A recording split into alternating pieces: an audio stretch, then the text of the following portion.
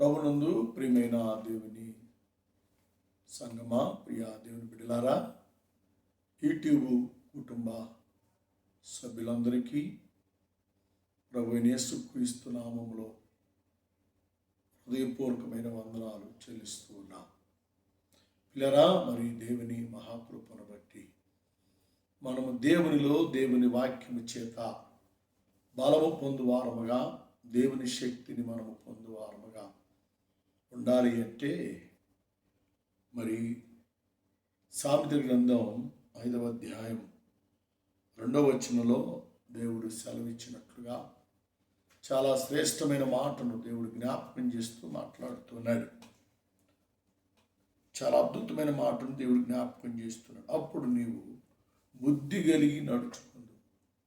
ఎప్పుడు దేవుని ఉపదేశమును విన్నప్పుడు, దేవుని ఉపదేశమునకు నువ్వు లోబడినప్పుడు బుద్ధి కలిగి నడుచుకుంటావు అని దేవుని వాక్యము చేత దేవుడు మాట్లాడుతూ ఉన్నాడు. పిల్లరా, మనము దేవుని ఉపదేశమును చెవిని పెట్టు వారముగా ఉండాలి. లేకపోతే శరీర సంబంధమైనటువంటి పాప సంబంధమైనటువంటి కార్యముల చేత మనము పడద్రోయబడే వారముగా ఉంటాం, త్రోసివేయబడే వారముగా మనం ఉంటాం.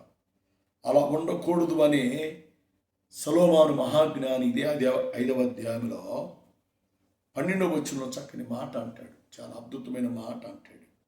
అయ్యో, ఉపదేశము నేనెట్లు త్రోసివేసి తిని, నా హృదయము గద్దింపు నేనెట్లు తునీకరించి తిని.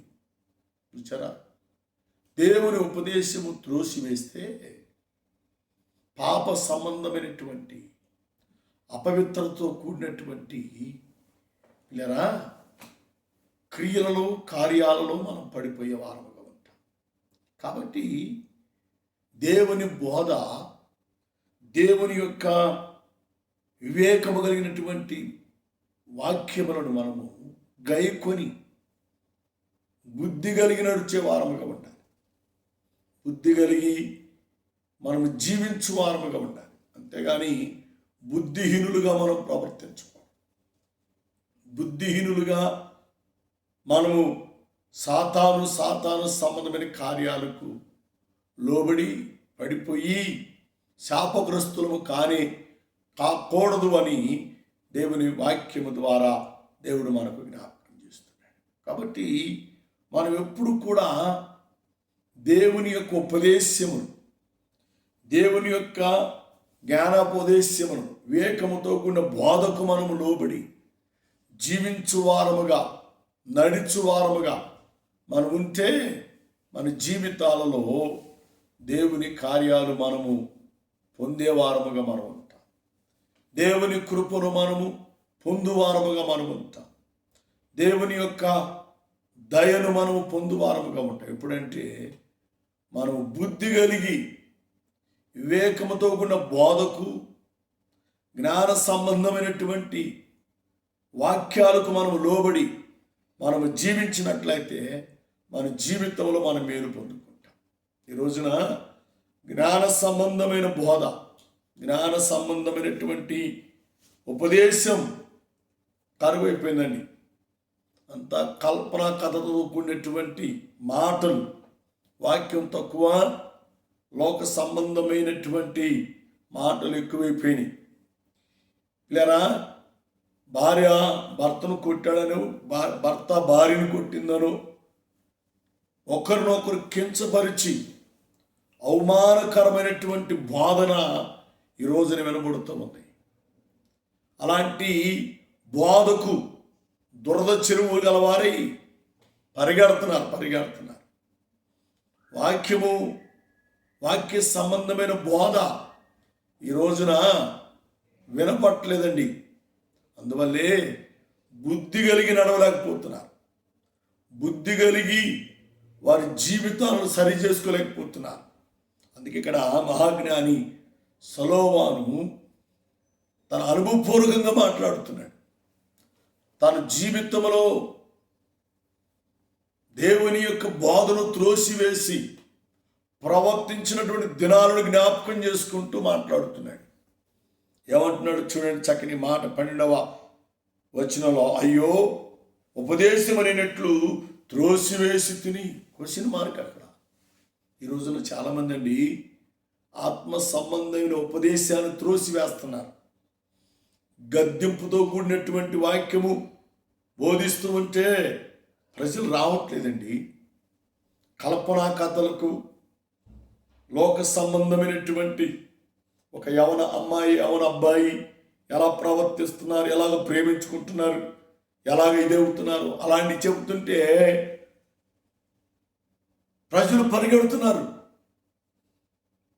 అది నాశనానికి నడిపించేటువంటి ఉపదేశం పిల్లల. అలాంటి వాటికి మనము లోబడక దేవుని యొక్క జ్ఞానోపదేశానికి మనం లోబడాలి. జ్ఞానోపదేశం ఎక్కడుంది? దేవుని యందలి భయభక్తులు కలిగి ఉండే జ్ఞానం.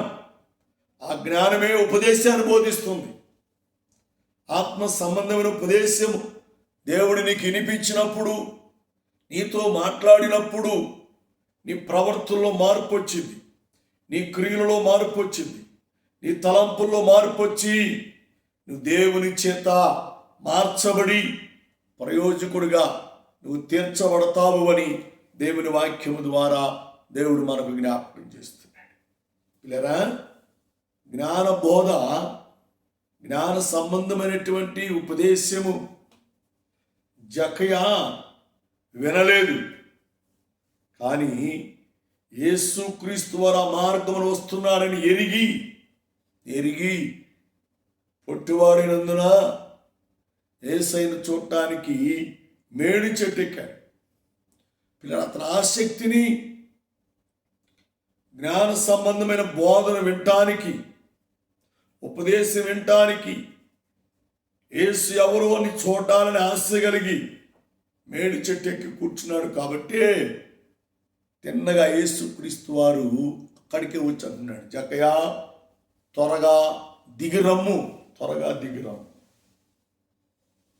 నేను నేడు నీ ఇంట ఉండాలి. ఎప్పుడైతే యేసుక్రీస్తు వారు ఆ మాట మేడి చెట్టు మీద కూర్చున్న జక్కయ్యతో మాట్లాడినప్పుడు ప్రజలందరూ చనుక్కున్నారండి. ప్రజలందరూ చనుక్కోవడం ప్రారంభించారు.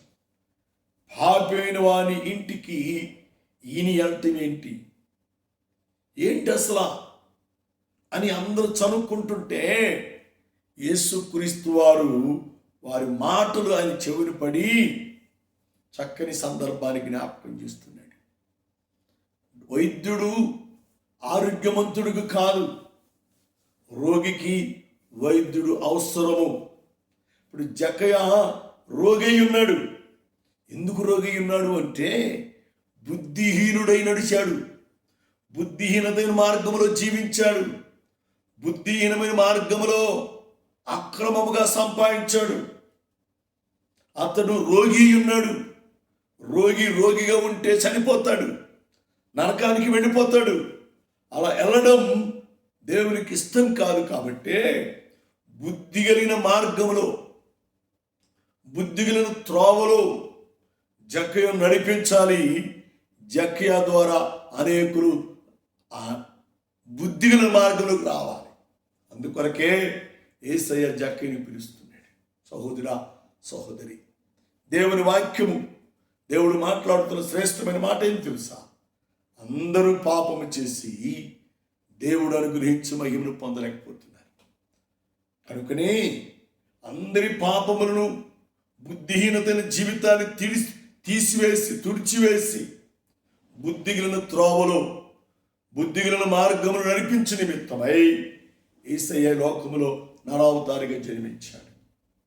యేసుక్రీస్తు వారు మానవ స్వరూపములో, మానవ ఆకారములో లోకములో జన్మించి మన మధ్య సంచారం చేశాడు. ఎన్నో అద్భుత కార్యాలు చేశాడు, ఆశ్చర్య కార్యములు చేశాడు, సూచక్రియలు చేశాడు, చనిపోయిన వారిని బ్రతికించాడు, ఎన్ని కార్యాలు చేశాడు. అయినను ఈ ప్రజలు పిల్లరా బుద్ధిహీనులై ప్రవర్తిస్తున్నారు, బుద్ధి లేని వారుగా నడుస్తూ ఉన్నారు. పిల్లరా, మనం గమనం చేసినట్లయితే జక్కయ్య బుద్ధిహీనుడిగా ప్రవర్తించాడు. ₹1 పన్ను కట్టాల్సి ఉంటే రూపాయలు వసూలు చేశాడు. అక్రమం, బుద్ధిహీనత అతనిలో ఎచ్చుగా కనబడింది. అందుకనే యేసుక్రీస్తు వారు అతని ఎదుకు వచ్చి త్వరగా దిగిరమ్ము, నేడు నేను నీ ఇంట ఉండాలి. ఎంత గొప్ప అద్భుతమైన మాట దేవుడు మాట్లాడుతున్నాడు. చూడండి సహోదరి, జకయ్య కాదు, వాక్యం వింటున్న నీతో కూడా దేవుడు మాట్లాడుతున్నాడు. వాక్యం వింటున్న నీతో కూడా దేవుడు నేను హెచ్చరిక చేస్తున్నాడు. నేడు నీ ఇంట ఉండాలి. ఎందుకంటే నీ కుటుంబంలో బుద్ధిహీనతైన సంబంధమైన కార్యాలు కనబడుతున్నాయి. నీ జీవితంలో బుద్ధిహీనతమైనటువంటి స్వభావము, నడతలు కనబడుతూ ఉన్నాయి. దాన్ని సరిచేయ నిమిత్తమే ఈ లోకంలో జన్మించా. దాన్ని బాగు చేయ నిమిత్తమై నేను లోకములో రక్షకుడుగా లోకానికి తండ్రి అయిన దేవుడు నన్ను పంపించాడు. కాబట్టి పిల్లరా, నీవు రక్షణ పొందాలి, నీవు మారు మనస్సు పొందాలి, నీవు పాప క్షమాపణ నిమిత్తమై యేసుక్రీస్తు వారిని సొంత రక్షకుడిగా అంగీకరించాలి. అప్పుడే నువ్వు బుద్ధిమంతుడివై నడుచుకుంటావు. బుద్ధిమంతుడిగా నువ్వు జీవించడానికి దేవుడు సాయం చేస్తాడు అని దేవుని వాక్యము ద్వారా దేవుడు మనకు జ్ఞాపకం చేస్తున్నాడు. కాబట్టి మనల్ని మనం దేవునికి అర్పించుకుందామా? మనల్ని మనం దేవునికి సమర్పణ చేసుకుందామా? ఇక్కడ చక్కని మాట మహాజ్ఞాని సొలొమోను అంటున్నాడు. ఏమంటున్నాడు 12వ వచనంలో? అయ్యో, ఉపదేశం అనేట్లు త్రోసివేస్తుని. నిజమేనండి. సొలొమోను యొక్క తండ్రి దావీదు చక్కని సందర్భానికి జ్ఞాపకం చేశాడు. కుమారుడైన సొలొమోను దగ్గరికి రా, లోకులందరూ పోవలసిన మార్గం నేను పోవలసి వచ్చిన.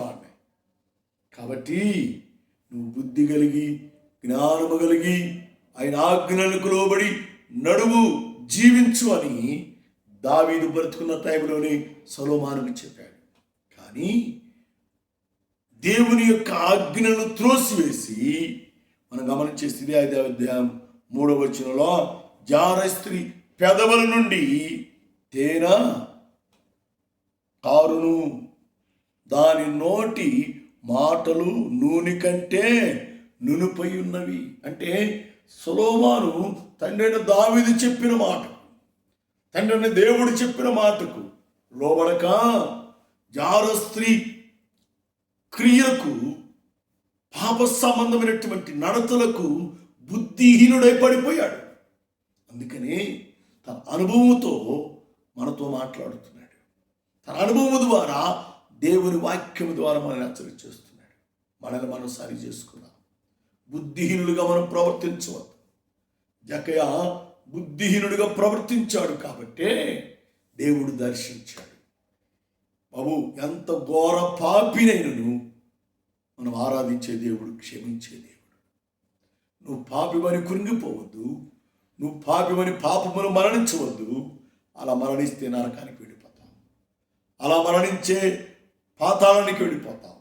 నువ్వు వెళ్ళకూడదు అని దేవుని వాక్యము ద్వారా ఈ రాత్రి, ఈ పురాతన కాలంలో నేను హెచ్చరిక చేస్తున్నాడు. పురాతన కాలంలో దేవుడు నీతో మాట్లాడుతున్నాడు. జీవితాన్ని సరి చేసుకో, నీ నడతలు సరి చేసుకో, బుద్ధి కలిగి దేవుని వాక్యముని వెంబడించు, దేవుని సహవాసమును కలిగి ఉండు, దేవుని యొక్క సంఘాన్ని కలిగి ఉండు.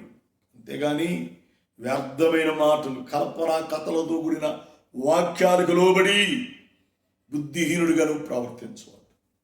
ఈ రోజున వాక్యం బోధిస్తే నవ్వుకుంటున్నారు, కానీ పశ్చాత్తాపం రావట్లేదండి. విరిగి నరిగినది రావట్లేదండి. చర్చికి వెళ్తుంది, నవ్వుకోవడానికి వెళుతున్నారు, ఎంజాయ్ చేయడానికి వెళుతున్నారు.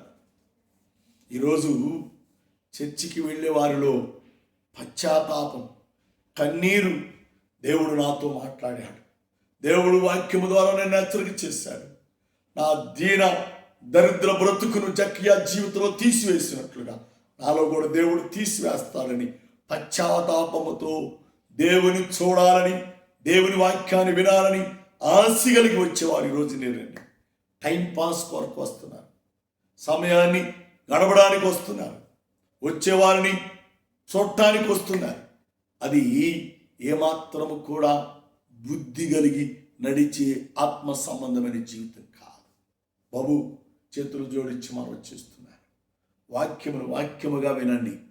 వాక్యమును వాక్యముగా బుద్ధి కలిగి అన్వయించుకోండి. బుద్ధి కలిగి నడవండి.